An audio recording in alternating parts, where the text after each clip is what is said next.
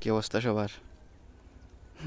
জীবনে অনেক কিছু দেখলাম, আজকে দেখতেছি লবণের মাঠ, তা আবার মহেশখালীর মধ্যে।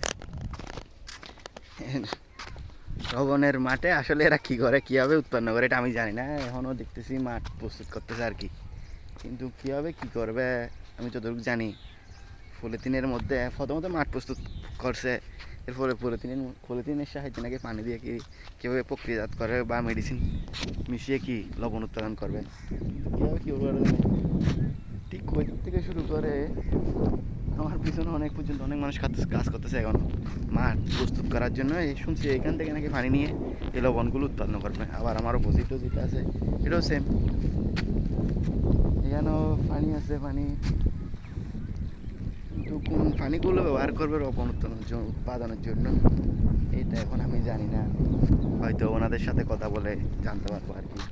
কিন্তু মাঠগুলো এমনভাবে সাজাইছে, পিছনে মাঠগুলো এমন সাজাইছে যে একটার পর একটা, বা মাঝখানে কোনো গ্যাপ নেই, আবার মাঝে মধ্যে পানি যাওয়ার যাতায়াত করার জন্য ব্যবস্থা রাখছে।